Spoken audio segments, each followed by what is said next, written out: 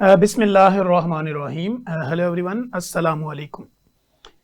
मैं हूं आपका host consultant medical specialist doctor Tanveer Arshad Chaudhry. आप देख रहे हैं programme health special on special TV. सुनते कानों देखती आंखों को डॉक्टर तनवीर अरशद चौधरी का सलाम मोहब्बत। हम ये देखते हैं कि हमारे क्लिनिकल ट्रायल में डेली बेसिस पे ऐसे पेशेंट रिपोर्ट होते हैं जो कहते हैं कि डॉक्टर साहिब, मुझे शुगर है, ब्लड प्रेशर है, दिल का मसला है, कोलेस्ट्रॉल है, यूरिक एसिड है, जोड़ों में दर्द रहता है। मेरी कैफियत जो है वो इस तरह की फ़ील होती है कि मुझे जीना जो है वो अब जीना नहीं लगता।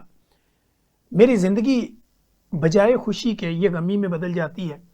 और हमेशा एक चिड़चिड़ापन सा आ जाता है और मैं तंग आ जाती हूँ या मैं तंग आ जाता हूँ।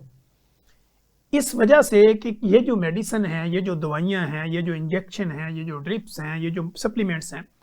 ये कब तक मुझे खाने हैं, कैसे मेरी इनसे जान छूटनी है। तो अल्लाह का कुरान ये कहता है कि खैरन नासु मई यनफउन नास, कि बेहतरीन शख्स वो है जो लोगों के लिए आसानियां पैदा करे या उनकी ज़िंदगी में आसानियां पैदा करने की कोशिश करे और लोगों का फ़ायदा सोचे। तो आज का जो मेरा प्रोग्राम होगा, इस पर हम ये बात करेंगे कि कैसे मनफी और मुस्बत सोच इंसानी बीमारियों को ठीक कर सकती है। क्या नेगेटिव थॉट्स और पॉजिटिव थॉट्स के आपकी बॉडी या आपकी बीमारी के ऊपर क्या असरात होते हैं। क्या ये छोटे छोटे काम करके हम किस तरह अपनी सेहत को बेहतर रख सकते हैं और किस तरह हम ब्लड प्रेशर, मोटापा, शुगर, इसी तरह जहनी तनाव, मेंटल हेल्थ, फिजिकल हेल्थ, या इसको किस तरह हम बेहतर बना सकते हैं। आज मैंने अपने क्लिनिकल ट्रायल में और जिस तरह हम देखते हैं कि सोशल मीडिया ट्रेंड्स के ऊपर लोग हमसे सवालात पूछते हैं, कन्वर्सेशन करते हैं, लोग हमें व्हाट्सएप कॉल्स करते हैं, तो उनकी बातों के अंदर से मैंने कुछ सवालात निकाले हैं जो मेरे हाथ में हैं। मैं कोशिश करूंगा कि एक एक करके इसको शॉर्ट टाइम के अंदर एक्सप्लेन करें, ताकि इससे हम जो है वो कुछ पॉजिटिव चीज़ें निकाल सकें जिनको हम अपनी लाइफ पे लागू करें या अपनी हेल्थ को बेहतर बनाया जा सकता है। तो नंबर 1, हम ये देखते हैं कि सर्दियों में आम गलतियां जो सेहत को मुतासर करती हैं वो क्या होती हैं। नंबर वन ये होता है कि सर्दियों के अंदर आप अपनी बॉडी को एक ऐसे कपड़े के साथ या एक ऐसे टेम्परेचर में जहां पे आपको लगता है कि अब मौसम चूंकि चेंज हो चुका है और मेरी बॉडी का टेम्परेचर भी चेंज है, तो मुझे सॉक्स, ग्लव्स, गर्म कपड़े और कैप और कोट या शाल लेके अपनी बॉडी को कवर करना होता है। सबसे पहला स्टेप ये होता है कि अपने आप को मौसम के साथ ही आपने चेंज करना होता है। दूसरा स्टेप आता है डाइट में। डाइट में क्या होता है कि आपने नीम गर्म पानी का इस्तेमाल करना होता है। इसके साथ ही ग्रीन टी, कहवा, ब्लैक कॉफ़ी या यखनी, सूप या फिश या इसके अलावा नीम गर्म पानी का इस्तेमाल करके आप अपनी बॉडी के टेम्परेचर को मेंटेन कर सकते हैं। अगर आप ये दो चीज़ें करते हैं कि फिजिकली अपनी बॉडी को कपड़ों के साथ कवर करते हैं और इंटरनली डाइट के प्लान को बेहतर करते हैं या डाइट हैबिट्स को चेंज करते हैं, तो आपकी बॉडी मौसम के बदलने के साथ किसी बीमारी में कन्वर्ट नहीं होती और आप इस तरह अपने आप को महफूज रखते हैं। नंबर 2 ये होता है कि सर्दी के मौसम के अंदर फल खाने का या सैलड खाने का या दूध, दही, लस्सी पीने का टाइम और तरीका क्या होता है। जब आप सर्दी के मौसम में अगर ठंडी लस्सी, ठंडा दही और इस तरह की चीज़ें इस्तेमाल करते हैं, तो अमूमी तौर पे ये समझा जाता है कि मुझे जो है वो मेरे केरे के इश्यूज़ बन गए, मेरी नोज़ बंद हो गई, मेरा थ्रोट इन्फेक्शन हो गया, या मुझे सर्दी लगी या नमूनिया हो गया या सांस के इश्यूज़ हो गए। इन कंप्लेन को लेकर भी लोग हमारे पास आते हैं। इससे बचाव कैसे मुमकिन है। आप कोई भी फल जब लेके आते हैं तो कोशिश करें उस फल को नीम गर्म पानी के अंदर अच्छी तरह वॉश करें। वॉश करने के बाद जब वो ड्राई हो तो उस फल का इस्तेमाल करें। तो वो फल कोई भी गर्म ठंडा या कोई इस तरह का नहीं होता जो लोगों ने अपनी एक मिथ बनाई होती हैं कि ये चीज़ ठंडी है, ये गर्म है, ये फलां है।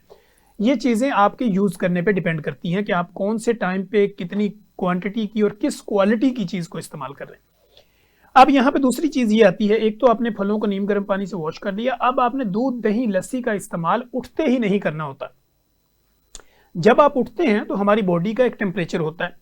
सेम लाइक जैसे आप अपनी गाड़ी को सुबह उठते हैं, उठने के बाद आपने अगर उसके ऊपर कोई टॉप कवर दिया हुआ है, आप उसको उतारते हैं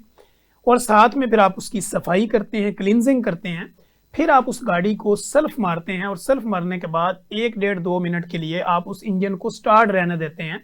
ताकि उस गाड़ी का जो टेम्परेचर है वो मेंटेन हो सके। जब वो गाड़ी का टेम्परेचर मेंटेन होता है तो फिर वो गाड़ी चलने के काबिल होती है। इसी तरह इंसानी बॉडी एक complicated structure of the world है। ये एक ऐसी मशीन है जिसके अंदर अल्लाह ने बेशुमार किस्म के सिस्टम हैं और फिर उसके साथ ही आपके नर्व हैं, आपके मसल हैं, आपकी बोन्स हैं, आपके ऑर्गन हैं, आपकी सर्कुलेशन का सिस्टम है और आपकी बॉडी में सेल हैं और बाकी सारी चीज़ें हैं। इसी तरह जब आप सो के उठते हैं तो हमें अपनी बॉडी के स्टार्टअप के लिए, अपनी बॉडी को फ्रेश करने के लिए, उस बॉडी के टेम्परेचर को नॉर्मल करने के लिए या उस बॉडी के टेम्परेचर को बाहर के टेम्परेचर के साथ मैच करने के लिए हमें क्या करना होता है। नंबर 1 कि हमें अपनी बॉडी को हाइड्रेट करना है।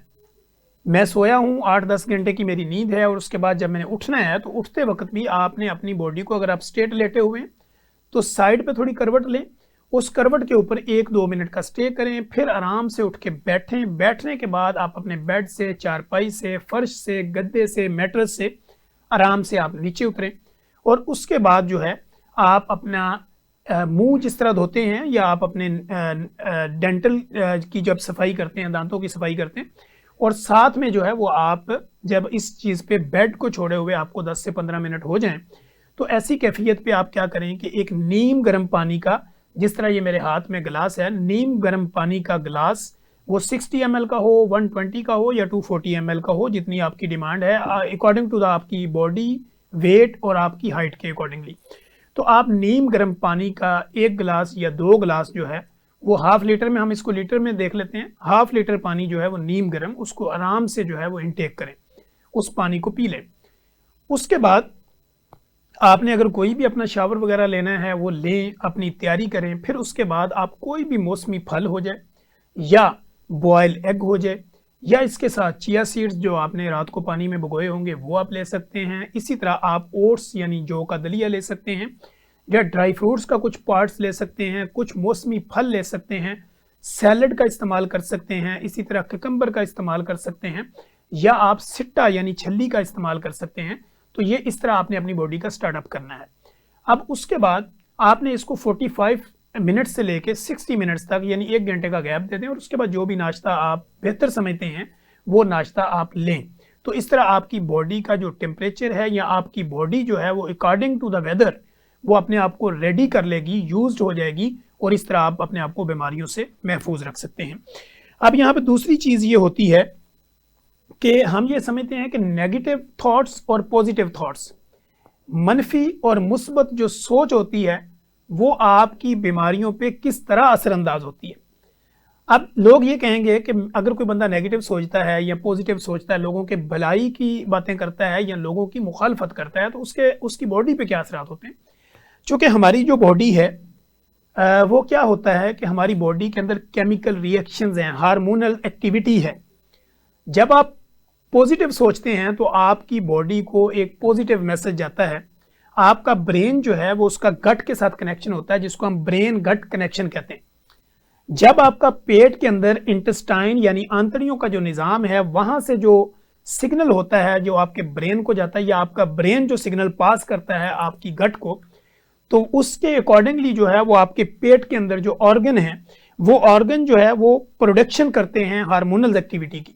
तो खुशी का हार्मोन्स, पॉजिटिव हार्मोन्स जो हैं वो आपकी बॉडी में जनरेट होते हैं और इस तरह वो आपकी बॉडी के अंदर आपकी बॉडी सेल को एक मुस्बत पैगाम देते हैं जिससे आपकी बीमारियां जो है वो कम होती हैं। जब आप किसी का बुरा सोचते हैं, हर वक्त नेगेटिव सोचते हैं, मनफी सोच रखते हैं, प्रोपोगंडा करते हैं और गैर ज़रूरी ख्यालात को अपने ऊपर हैवी करते हैं और वही ख्यालात लोगों के ऊपर डालने की कोशिश करते हैं, तो क्या होता है कि ब्रेन गट कनेक्शन ख़राब होता है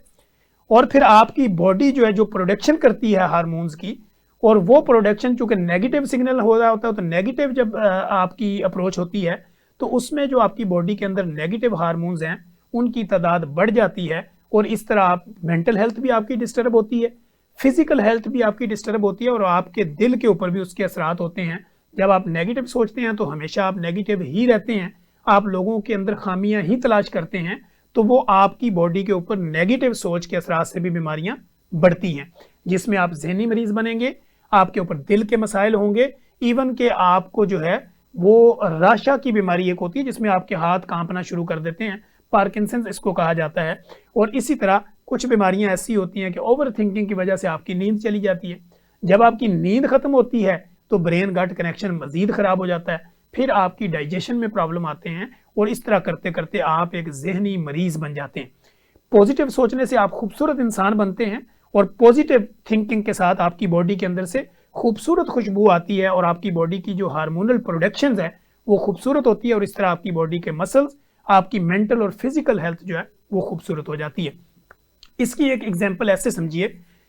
कि जैसे आपने कोई पौधा लगाया और आपने उसकी दाएं बाएं से सफाई नहीं की, जिसको हम आम जुबान में गोडी कहते हैं। अगर आपने वो नहीं की तो वो पौधा उस तरह से खूबसूरत तनावर नहीं हो सकता कि उसके इर्द गिर्द गंदगी, घास, कोई ऐसी चीज़ें उगना शुरू हो गई और आपने उसकी सफाई नहीं की, यानी आपने उसकी गहराई में नहीं गए, आपने उसको पानी प्रॉपर टाइम पे नहीं दिया, तो वो पौधा उतने खूबसूरत फूल नहीं दे सकता जितने कि उसकी केयर करने से, पॉजिटिव तरीके से उसके इर्द गिर्द सफाई रखने से, गंदगी को दूर रखने से वो पौधा कितना खूबसूरत उगता है और उसका फल कितना खूबसूरत होता है। इसी तरह इंसानी बॉडी है, जितना आप खूबसूरत सोचेंगे, खूबसूरत जो है वो आपकी हार्मोनल प्रोडक्शंस होगी और इस तरह आपकी मनफी और मुस्बत सोच जो है वो आपकी बीमारियों को कन्वर्ट कर सकती है। अब हम दूसरी बात ये करते हैं कि हमारे यहाँ एक बात और बड़ी लोग ये करते हैं, वो कहते हैं कि डॉक्टर साहब मैं कौन सा ऐसा खाना खाऊं जो खाना मेरी बीमारियों को ख़त्म कर दे। हम ये कहते हैं कि ओवर कुकिंग नहीं करनी। ओवर कुकिंग क्या होता है कि एक सब्जी या उसका मसाला आपने भून लिया और उसके अंदर आपने सब्जी डाली और उसको इतना पकाया कि पका पका के उसको जला दिया, यानी उसके अपने अंदर जो उसकी न्यूट्रिशन वैल्यू है उसको आपने ख़त्म कर दिया। ओवर कुक करके गैर ज़रूरी मसाला जात डाल के उसका टेस्ट तो आपने इतना बना दिया, लेकिन जो उसके अंदर बेनिफिशियल जो मल्टीविटामिन्स थे, मिनरल्स थे, वो आपने वेस्ट कर दिए। यानी एक हीट का एक टेम्परेचर होता है ना, एक टेम्परेचर तब जब आप किसी चीज़ को उबालते हैं, पकाते हैं या उस चीज़ को गलाते हैं तो उसका एक नॉर्मल टेम्परेचर होता है। जब उस टेम्परेचर से ऊपर चली जाती है कोई चीज़ तो उसके अंदर जो बेनिफिशियल विटामिन होते हैं वो भी जल जाते हैं और इस तरह फिर हमें वो खुराक सिर्फ टेस्ट रह जाता है, वो हमारी बॉडी में जाके कोई फ़ायदा नहीं देता। अगर आप ऐसा करें कि मसाले को अलग से, जैसे कि हमारे घरों में होता था कि मसाले को अलग पकाया जाता था, जब मसाला आपका रेडी हो जाता था तो फिर सब्जियां जो है ना वो बॉयल की होती थी अलग से एक बर्तन में, उस सब्जियों को इस मसाले के अंदर मिक्स करके ऊपर से दम दे दिया जाता था, जैसे कि चावल और बिरयानी को दिया जाता है।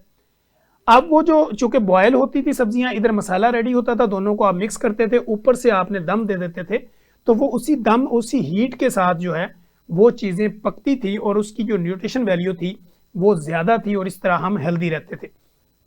इसी तरह हम देखते हैं कि डेवलप कंट्रीज़ जो हैं वहाँ पे हाफ बॉयल एग लिए जाते हैं या इस तरह जो है वो हाफ फ्राई सब्जियां खाई जाती हैं, या हम ये देखते हैं कि वो हीट के ऊपर नहीं इतना चीज़ों को लेते जितना कि वो हमारी जो डिफरेंट किस्म की जो चीज़ें होती हैं उसको ओवर कुक नहीं करते, उसको कम वैल्यूज़ के ऊपर, नॉर्मल टेम्परेचर के ऊपर हाफ फ्राई कर लेते हैं। वो उनकी वेजिटेबल्स हों, वो उनका जो बाकी चीज़ें होती हैं खाने की, तो वो इस तरह उसकी न्यूट्रिशन वैल्यू जो है वो बढ़ जाती है और इस तरह उनकी बॉडी के ऊपर उसके असरात ज़्यादा होते हैं। हमारे यहाँ ये था कि हम चूँकि अंडर डेवलप कंट्रीज़ हैं और हमारे मुल्क में ये समझा जाता था कि चीज़ें उतनी प्योर नहीं हैं, उतनी खालिस नहीं हैं, तो इस तरह उसको ज़्यादा पकाया जाता था ताकि जरासीम जो हैं उसको कम से कम किया जा सके और ख़ुराक को जरासीम से पाक किया जा सके। लेकिन जैसे जैसे दौर बढ़ता चला जा रहा है और वो ज़्यादा कुक की हुई चीज़ें, वो सिर्फ आपकी या बहुत ज़्यादा डीप फ्राइज जितनी चीज़ें होती हैं वो आपकी बॉडी में बीमारियों को जन्म देती हैं। तो लिहाजा अगर आप हाफ फ्राई चीज़ों का इस्तेमाल करेंगे और उसकी कुकिंग जो है उसको ओवर कुक नहीं करेंगे, नॉर्मल टेम्परेचर पे उसको पकाएंगे, तो वो चीज़ें जो हैं वो आपकी बॉडी में जाके ज़्यादा बेनिफिशियल होंगी और आपको न्यूट्रिशन वैल्यू आपकी बढ़ जाएगी। अब हमारे पास जब लोग आते हैं तो मैं उनको ये समझाता हूँ, मैं कहता हूँ मुस्कुराहट जान का सदका है। वो कहते हैं जी मुस्कुराहट जान का सदका कैसे है। देखें, अगर कोई बंदा आपके पास आता है, वो बहुत गुस्से में है, बहुत लड़ाई के मूड में है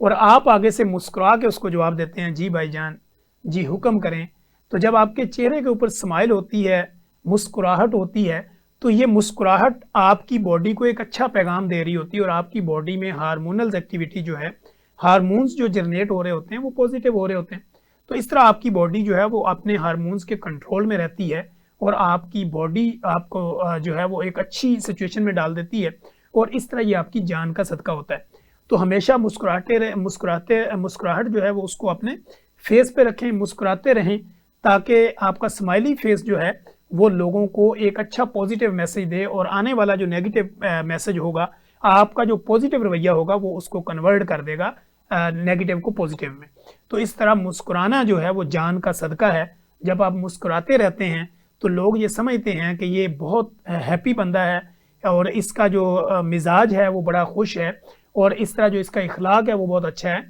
तो हमारे यहाँ तो शरई तौर पे भी मुस्कुराना एक सुन्नत भी है, मुस्कुराना सदका भी है और मुस्कुराहट जो है वो लोगों को एक पॉजिटिव मैसेज भी डिलीवर करती है।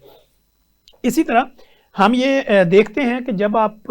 खुश होते हैं यानी पॉजिटिव सोचते हैं तो हैप्पी हार्मोन्स जो है वो बॉडी के अंदर ओवर मुख्तार में आता है और आपके बॉडी सेल्स और बाकी चीज़ों को वो कंट्रोल करता है। यानी ये केमिकल्स जो मॉलिक्यूल्स हैं खुशी के वो ज़्यादा होते हैं और इस तरह जब आपकी बॉडी को खुशी के मैसेजेस मिल रहे होते हैं तो उसके अंदर नेगेटिविटी जो है वो कम हो जाती है और इस तरह आपकी मेंटल हेल्थ जो है वो 100% ठीक रहती है। अब इसके साथ ही हम ये देखते हैं कि जब आप किसी के साथ पॉजिटिव रवैया रखते हैं, यानी आप किसी का बुरा नहीं चाहते, हमेशा उसके साथ अच्छाई करने की कोशिश करते हैं और ये तवक्को किए बगैर कि वो भी मेरे साथ अच्छाई करें, आप सिर्फ इसलिए अच्छाई करते हैं कि मैं अपने रब को भी खुश करता हूँ, अपने मालिक को भी खुश करता हूँ और अल्लाह को मैंने जवाब देना भी होना है कि मैंने, चूँकि एक पढ़े लिखे और अनपढ़ में ये फ़र्क है कि शऊर और बेशऊरी का भी फ़र्क होता है। समटाइम लोग पढ़े लिखे बहुत होते हैं लेकिन उनके अंदर शऊर नहीं होता और वो अपने पढ़े लिखे होने की वजह से गरूर में कन्वर्ट हो जाते हैं और लोगों के साथ एक इस तरह का रूड रवैया रखते हैं जिससे भी मामलात ख़राब होते हैं। तो एक पढ़े लिखे और अनपढ़ या शऊर और बेशऊरी का ये फ़र्क है कि जब भी आपके पास कोई बंदा आए तो आप हमेशा अच्छे रवैये के साथ, मुस्कुराहट के साथ, खूबसूरती के साथ और बिल्कुल पोलाइट वे में जाके डाउन टू अर्थ होके जब उसकी बात सुनते हैं तो बहुत ज़्यादा मसाइल जो है वहीं पे हल हो जाते हैं। चूँकि आपकी बॉडी हीलिंग प्रोसेस में होती है, जब आप खुश होते हैं तो आपकी हीलिंग हार्मोन्स, हीलिंग केमिकल्स जो है वो ज़्यादा बनते हैं और बॉडी जो है वो प्रॉपर अच्छे तरीके से काम करती है और आपको फिट रखती है। 5वां सवाल इसमें यह आता है कि लोग कहते हैं कि सर मैं खाती भी कुछ नहीं, खाता भी कुछ नहीं हूँ, लेकिन मोटा होता जा रहा हूँ, तो मोटापे का इलाज खाने से कैसे मुमकिन है? तो हम उनको ये कहते हैं कि देखिए, खाएं सब कुछ, अल्लाह ने हर नेमत हमारे लिए पैदा की है, चूँकि हम पूरी मखलूक में अशरफुल मखलूक़ात हैं और अल्लाह ने हमें ये कहा कि आप खाएं,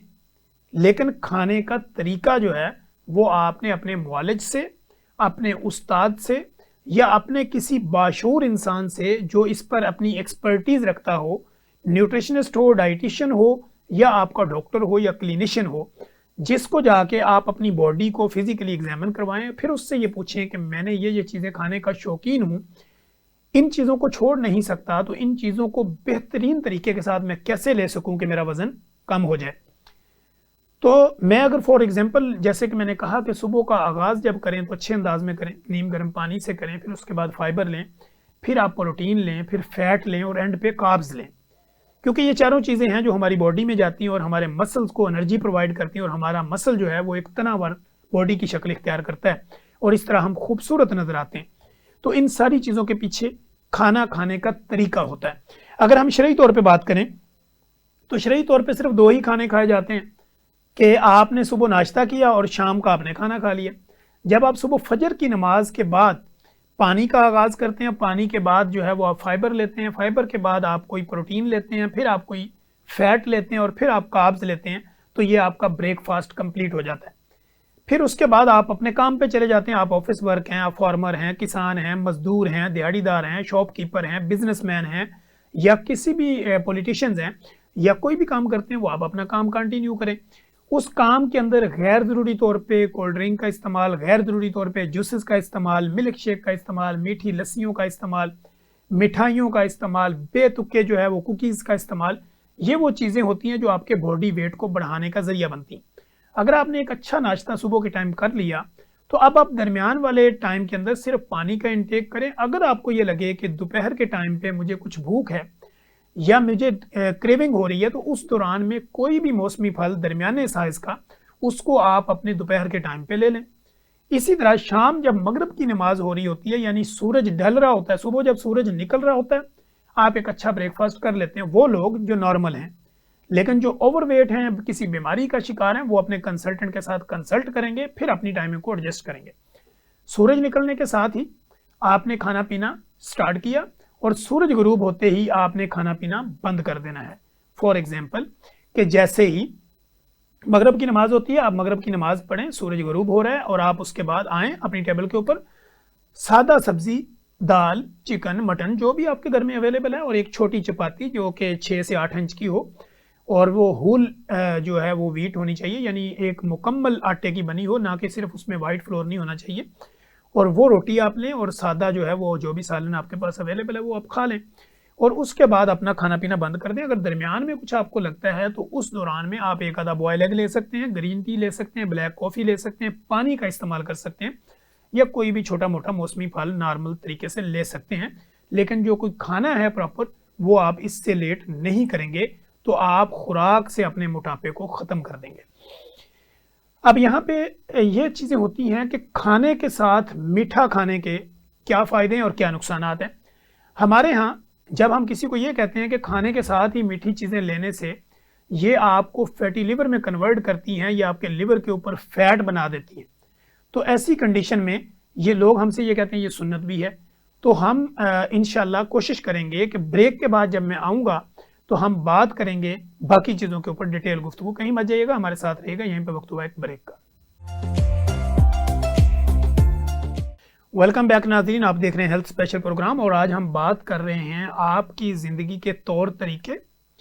खाना पीना, उठना बैठना, सोना और डिसिप्लिन लाइफ, और इसके साथ मनफी और मस्बत सोच के आपकी बॉडी पे क्या असरात होते हैं। जैसे कि कहा जाता है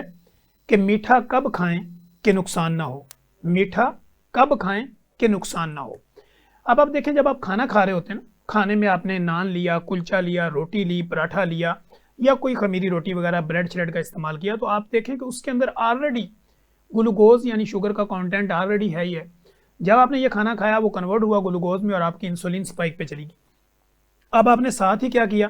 कि आपने हलवा जात भी खा ली है, आपने कोई कोल्ड ड्रिंक ले ली, मिल्क शेक ले लिया, या कोई मिठाइयाँ खाना शुरू कर दी, या बहुत ज़्यादा मीठी चीज़ें ले ली। उसका नुकसान क्या होगा कि डबल तरीके पे वो आपकी इंसुलिन और ज़्यादा स्पाइक करेगी, जिसको कम होने में अगले 6 से 8 घंटे चाहिए होंगे। तो लिहाजा मीठा खाने का बेहतरीन तरीका ये होता है कि जब आप खाना खाएं उसके 2 से 3 घंटे का गैप दें, जब आपका खाना प्रॉपर डाइजेस्ट हो जाए, उसके बाद कोई भी मीठा जो है वो उसको अलग से खाएं,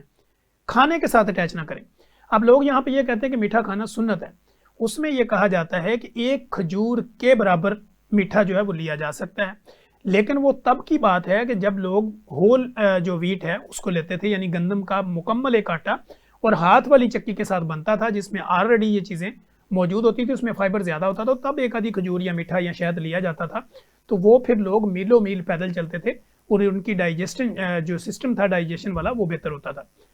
आज के दौर के अंदर जहाँ पे आपको प्रॉपर खालिस गंदम भी नहीं मिलती और फाइबर इससे निकला होता है, जब वो चीज़ें खा के ऊपर से मीठा खाएंगे तो वो आपके फैटी लिवर में कन्वर्ट करेगा, आपके जिगर के इर्द गिर्द, बॉडी ऑर्गन के इर्द गिर्द चर्बी की तह बन जाएगी, लिहाजा वो मीठा आपके लिए नुकसानदेह होगा।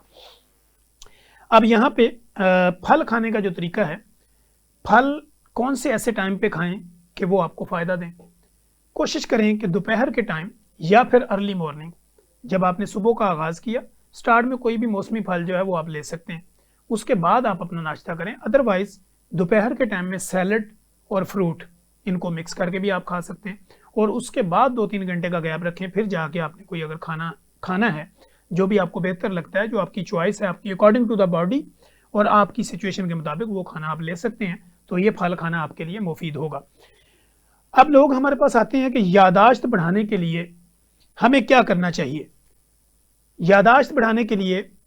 आपको क्या करना है? यादाश्त बढ़ाने का सबसे गोल्डन असूल ये है कि आपने 6 से 8 घंटे की नींद लेनी है,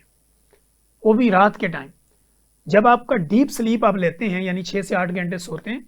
और उसके बाद आप उठते हैं और फिजिकल एक्टिविटी करते हैं, अपनी बॉडी को हरकत में लाते हैं, फिर पानी का प्रॉपर इस्तेमाल करते हैं और खाने की रूटीन ये रखते हैं कि पहले आपने पानी लिया,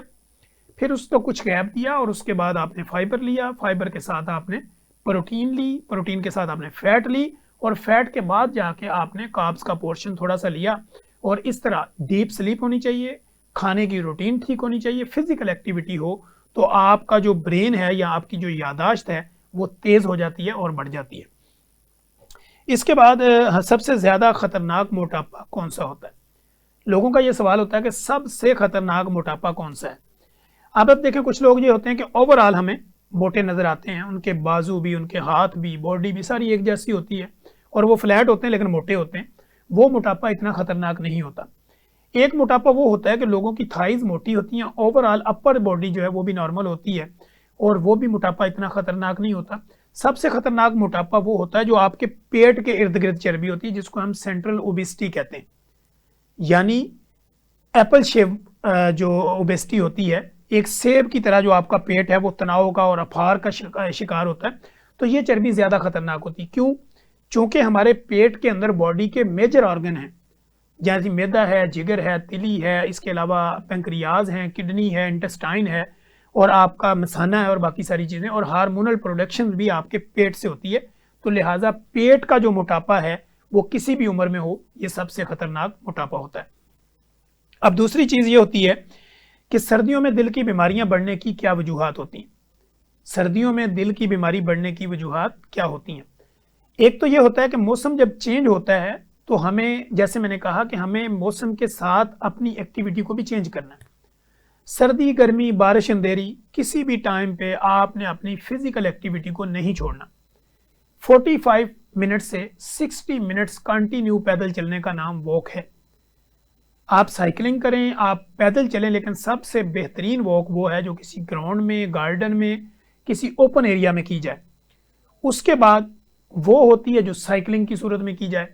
उसके बाद आपका जो योगा होता है या आपकी जॉगिंग जो होती है वो होती है। और सबसे एंड पे आपकी आती है इनडोर एक्टिविटी, जिसमें जिम वगैरह और बाकी चीज़ें ऐड होती हैं। तो लिहाजा पैदल चलने का नाम वॉक है। किसी खुली जगह पे जब आप वो चलते हैं तो आपके सर्दियों के अंदर दिल के जो अटैक होते हैं वो कम हो जाते हैं।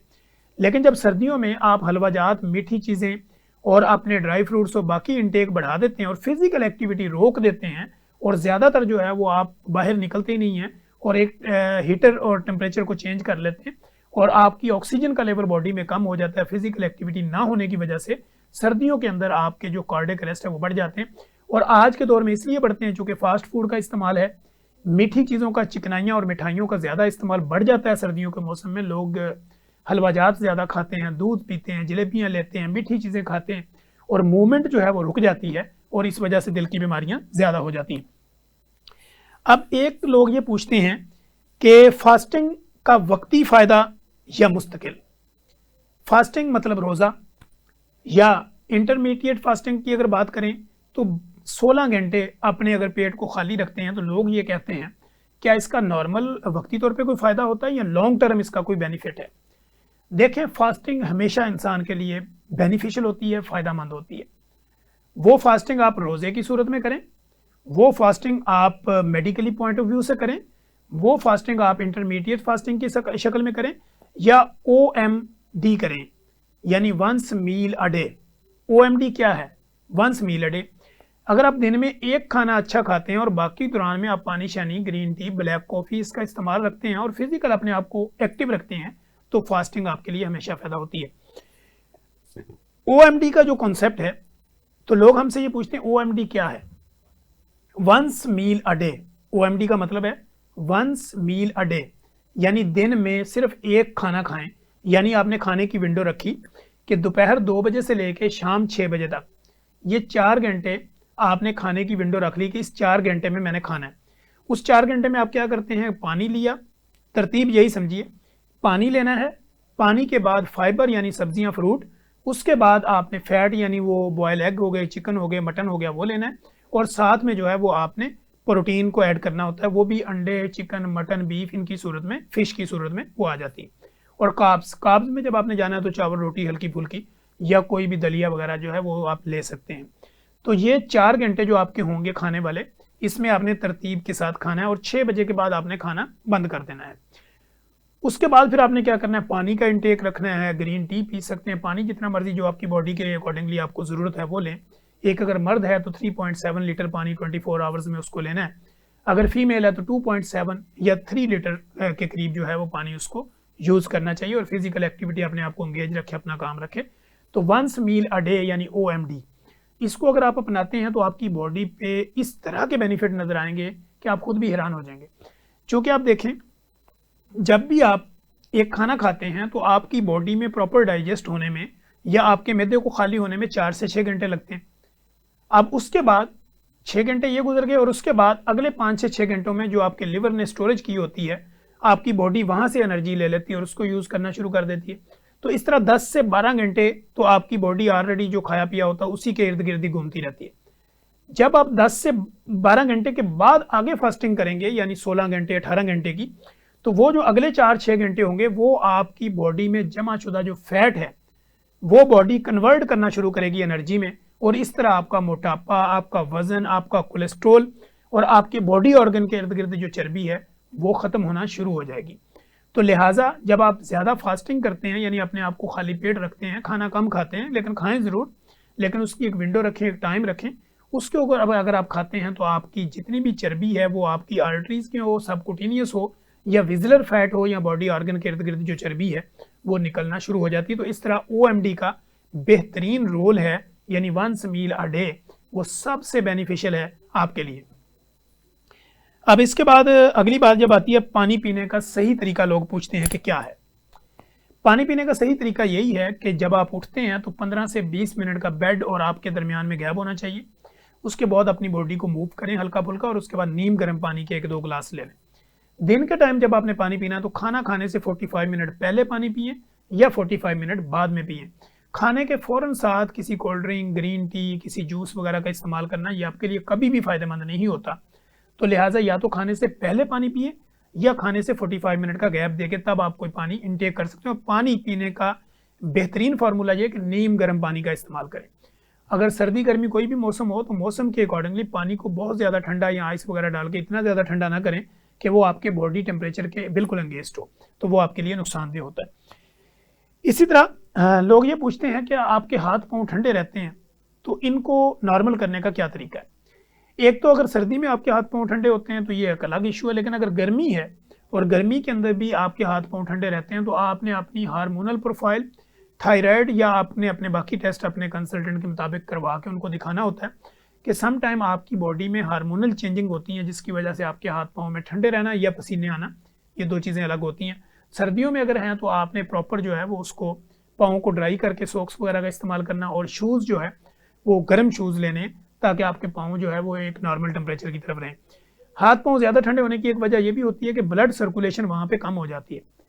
क्योंकि जो हिस्सा दिल से जितना ज़्यादा दूर होता है तो वहाँ सर्कुलेशन के लिए हमें फिजिकल एक्टिविटी करनी पड़ती है। जब आप फिजिकल एक्टिविटी रोक देते हैं, आपका सिटिंग या स्टैंडिंग वाली पोजीशन ज़्यादा होती है तो आपके हाथ पाँव ठंडे रहने के खतरात बढ़ जाते हैं, क्योंकि वहाँ ब्लड सर्कुलेशन स्लो हो जाती है। तो लिहाजा टेम्परेचर नॉर्मल करके अपने आप को थोड़ा सा फिजिकल मूवमेंट करें तो आपके हाथ पाँव ठंडे होने वाले जो मामला हैं ये नॉर्मल हो जाएंगे।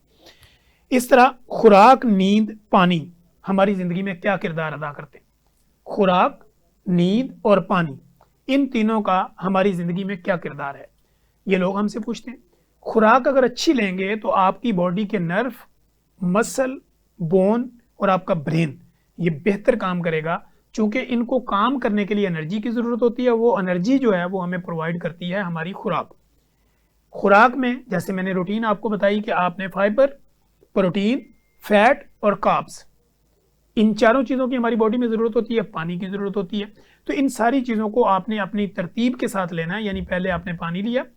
पानी जो है वो ना कार्ब्स है ना वो प्रोटीन है और वो कुछ भी नहीं है, ये एक माय हालत है। पानी जैसे ही आपकी बॉडी में जाता है 3 से 4 मिनट का उसका स्टोमक में स्टे है, फिर उसके बाद वो बॉडी में यूटिलाइज होता है। तो पानी का इस्तेमाल करें, उसके बाद फाइबर यानी सब्जियां और फल का इस्तेमाल करें, फिर प्रोटीन यानी चिकन, बीफ, एग, मटन इनका इस्तेमाल करें, और फिर फैट की सूरत में बाकी चीज़ें लेके, और कार्ब्स की सूरत में फिर जो है वो आपने रोटी चावल जो भी आपकी रूटीन है जिन दुनिया के जिस खत्ते में भी आप रहते हैं, तो कार्ब्स जो है वो उसकी भी डिफरेंट शक्लें हैं, तो उसको आप ले सकते हैं। और इस तरह खुराक का, पानी का और नींद का ये हमारी ज़िंदगी में बड़ा रोल होता है। पानी और खुराक आपने ले ली, अब अगला स्टेप होता है नींद। जब आपने बॉडी को ताकत के लिए सारी चीज़ें प्रोवाइड कर दी, पानी भी आपने पी लिया चूंकि आपकी सर्कुलेशन बेहतर है, खुराक आपने ले ली, मसल को ताकत मिले, ब्रेन सोचने का काम करे, अब इस बॉडी को डिटॉक्सिफिकेशन के लिए भी नींद की ज़रूरत है। जब आप 6 से 8 घंटे सोते हैं तो हमारी बॉडी के ऑर्गन जो हैं उनको डिटॉक्सिफिकेशन के अमल से वो गुजरते हैं, यानी इस दौरान में उनकी क्लींजिंग होती है, उनकी सफाई होती है। जब ये सफाई हो रही होती है तो आपकी बॉडी की दोबारा रिपेयरिंग हो रही होती है अगले दिन काम करने के लिए। तो सोना इंतहाई ज़रूरी है, खुराक इंतहाई ज़रूरी है, पानी इंतहाई ज़रूरी है हमारी बॉडी को खूबसूरत बनाने में, नेक्स्ट डे काम के लिए रेडी करने में। अब अगली सोच, जैसे ये कहते हैं कि मुस्बत सोच, शुक्रगुजारी और हमदर्दी ऑटो इम्यून डिजीज़ का इलाज है। जी बिल्कुल, कि हमेशा जब आप पॉजिटिव सोचते हैं, खुश रहते हैं तो हार्मोनल्स एक्टिविटी अच्छी होती है। जब आप शुक्रगुजार होते हैं, हर हाल में आप कहते हैं अल्हम्दुलिल्लाह कि जिसने मुझे पैदा किया उसका हर हाल में शुक्र है कि उसने मुझे जहाँ पे भी रखा, तो ये भी बॉडी को एक अच्छा मैसेज जाता है। और इसके साथ हमदर्दी, यानी लोगों के साथ आपका बिहेवियर जो है वो बहुत अच्छा होना, यानी लोगों के ऊपर काइंडनेस करना, उनके ऊपर शफकत करना, मेहरबानी करना, उनके लिए अच्छाइयाँ पैदा करना, उनके लिए अच्छे रास्ते बनाना, उनको बेहतर गाइड करना, ये एक सदका भी होता है और ऑटो इम्यून इलाज भी होता है। यानी जब आप ये चीज़ें करते हैं आपकी बॉडी में पॉजिटिविटी बढ़ती है और हार्मोनल एक्टिविटी अच्छी होती है, इससे आपकी भूख, खुराक, सोना, ये सारी चीज़ें नॉर्मल होती हैं और इस तरह आपकी इम्यूनिटी जो है वो डेवलप हो जाती है। और जो आपकी इम्यून सिस्टम की वजह से जो बीमारियां आपको लगती हैं वो ये सारी चीज़ें करने से, आपकी बॉडी को एक अच्छा मैसेज जाने की वजह से, अच्छी सोच की वजह से ऑटो इम्यून डिजीज़ का इलाज भी मुमकिन होता है। इस तरह क्या आप सब्जियां और गोश्त पकाने का सही तरीका जानते हैं? जी बिल्कुल, अगर आप सब्जियां और गोश्त इनको सही तरीके पे अगर कुक करके खाते हैं तो ये आपकी बॉडी में सोने का काम करते हैं। जैसे ये कहा जाता है कि जी फलां कुश्ता, फलां तिल्ला, ज़ाफ़रान, शहद, ये ऐसा जाके बॉडी को जनाब एक मजबूत बना देगा, 10 बंदों जितनी ताकत चली जाएगी। अगर आप अपनी सब्जियां बनाने का तरीका बेहतरीन कर लें और गोश्त जो आप खाते हैं वो मटन हो, बीफ हो, चिकन हो, पाए हो, जो भी हो, अगर ये चीज़ों को कुक करने का तरीका आपको सही आ जाए तो ये आपको किसी ज़ाफ़रान, किसी कुश्ते की, किसी मौजूनों की ज़रूरत ना पड़े, ना आपको कभी मर्दाना कमज़ोरी हो, ना आपके जोड़ और मसल्स और ब्रेन और बॉडी कमज़ोर हो। तो सब्जियों को कुक करने का यही तरीका है कि उनको जो है वो बॉयल करें, बॉयल करके मसाले और उसको मिक्स करें और स्टीम के ऊपर जो है वो इसको पकाएं। इसी तरह गोश्त को भी अलग से बॉयल कर लें और उसके मसाले को अलग तैयार करें, फिर उसको जो है वो स्टीम के ऊपर जो है वो गोश्त को रेडी करें। जब आप steam chicken, steam mutton, steam beef, steam fish खाते हैं तो आपकी फीलिंग और होती है, क्योंकि वहाँ पे जो बहुत ज़्यादा ऑयल होता है उसके अंदर इन्वॉल्व नहीं होता, बहुत ज़्यादा कुक करके जो उसकी न्यूट्रिशन वैल्यू होती है उसको कम नहीं किया गया होता, तो इसलिए स्टीम चीज़ें जो हैं वो ज़्यादा बेहतर होती हैं बनिस्बत ओवर कुकिंग के। तो अगर आप ये गोश्त और सब्जियां सही पका के इस्तेमाल करें तो आपकी बॉडी को ये सोना बना देती हैं, यानी उसके अंदर बीमारियों का तनासब जो है वो बिल्कुल कम हो जाता है। तो इन सारी चीज़ों को मद्देनज़र रखते हुए हमारा जो टॉपिक था वो यही था कि मुस्बत और मनफी सोच किस तरह आपकी बीमारियों को रिवर्स कर सकती हैं, रिकवर कर सकती हैं या ख़त्म कर सकती हैं। तो ये जितनी भी चीज़ें मैंने आपको बताई, अगर इनमें से कुछ चीज़ों को भी आप अपनी लाइफ पैटर्न के अंदर डाल लेते हैं और अपने आप को ठीक कर लेते हैं, मैं भी हूँ, कोई भी हो, जब वो अपना खाना पीना, सोना, उठना, बैठना इसको डिसिप्लिनाइज कर लेगा तो उसकी बहुत ज़्यादा बीमारियाँ कम हो जाएंगी। एक चीज़ होती है हमारी बॉडी के अंदर डिमांड कि मैंने खाना क्या है, एक चीज़ होती है कि मेरी बॉडी तो फिल है लेकिन मेरी हैबिट्स हैं, मेरी आदतें बनी हुई हैं कि यहाँ से मैंने पानी पिया, अगली जगह पे गया मैंने जूस ले लिया, किसी जगह पे गैर ज़रूरी तौर पे मैंने चाय ले ली, किसी जगह गैर ज़रूरी तौर पे मैंने आइसक्रीम खा ली, ना चाहते हुए भी दोस्तों ने ज़बरदस्ती मुझे कोई कोल्ड ड्रिंक पिला दी। ये वो हैबिट्स हैं कि आपकी बॉडी को ज़रूरत नहीं है लेकिन आपकी आदतें ऐसी बनी हुई हैं कि आपने आदतन खाना है। कुछ लोगों की आदत बनी हुई है कि उनको नींद नहीं आती रात को दूध पिए बगैर, और वो कहते हैं कि डॉक्टर साहब जब तक मैं रात को दूध का आधा किलो या हाफ लीटर ना पीऊँ तो मुझे तो नींद नहीं आती, तो लिहाजा मैंने पीना है। अब आप देखें, अगर आपने 2 रोटियां खाई हुई हैं, ओवर ईटिंग की हुई है, उसके बाद आपने हाफ केजी जो है ना वो दूध भी पी लिया और बेनिफिट आपने ये सोचा कि दूध पीने से मुझे ताकत मिलेगी। अब होगा क्या कि ऑलरेडी आप ओवर ईटिंग है, ऊपर से आपने हाफ लीटर दूध पी लिया, उसके अंदर अपने एक लैक्टोज है, तो वो आपकी बॉडी में इंसुलिन का तनासब बहुत ऊपर चला जाएगा। उसको प्रॉपर नॉर्मलाइज होते होते 6 से 8 घंटे लगेंगे। जब वो 6 से 8 घंटे में नॉर्मल होने लगेगा तब तक आपकी सुबह हो जाएगी और जब सुबह हो गया, अभी वो सिस्टम नॉर्मल नहीं हुआ होगा और आपने एक कप चाय या जूस, जैसे लोगों को होता है मीठी लस्सी, या वो लोग कहते हैं बंद दही मैंने खा लिया, कोई कहता है मैंने बंद बिस्कुट ले लिए, तो आपने दोबारा से उसको गेयर लगा दिया कि वो इंसुलिन जिसने नीचे आना था, बॉडी ने नॉर्मल होना था, आपने दोबारा ऐसी चीज़ें खा के उसको फिर अप कर दिया। अब आपकी बॉडी 24 घंटे जो है वो इंसुलिन हाई रहती है। जब वो हाई रहती है तो क्या होता है कि आपकी बॉडी में फैट स्टोरेज होना शुरू हो जाती है, क्योंकि जब आप कोई चीज़ खाते हैं वो कन्वर्ट होती है ग्लूकोज में और फौरी लबलबा इंसुलिन रिलीज करता है, वो जाके उसको अपने आपके ब्लड से निकाल के मसल में देती है। जब मसल को ज़रूरत नहीं होती वो वापस उसको रिवर्स करता है, तो वो ब्लड के अंदर घूमती रहती है और इस तरह वो चर्बी की शक्ल इख्तियार करके आपकी खून की नालियों के अंदर जो है वो जमना शुरू हो जाती है और इस तरह आपकी खून की सर्कुलेशन में मसले पैदा होते हैं और आप हार्ट अटैक, दिल की बीमारियां, गुर्दों की बीमारियां, जिगर और मैदे की बीमारियां, पेट बढ़ना, आपकी शक्ल जो है बदसूरत हो जाना, एक्नी निकलना, दाग धब्बे स्याहियों का बन जाना, गर्दन काली हो जाना, आपके एक्जिला के अंदर प्रॉब्लम शुरू हो जाना, अंडर लेग आपको प्रॉब्लम शुरू हो जाना, हाथ पांव सूजना शुरू हो जाना, सोजें पड़ जाना, ये सारे वो मसाइल तब पैदा होते हैं कि जब आप अपनी बॉडी को नॉर्मल नहीं होने देते। तो बॉडी को नॉर्मलाइज करने के लिए बेहतरीन तरीका फास्टिंग है, यानी एक खाने से दूसरे के दरमियान में आपका जो मिनिमम गैप है वो 6 से 8 घंटे का होना चाहिए। 6 से 8 घंटे अगर एक खाने से दूसरे के दरमियान अगर आप गैप डालते हैं, गैप से मुराद ये कि एक खाना खा लिया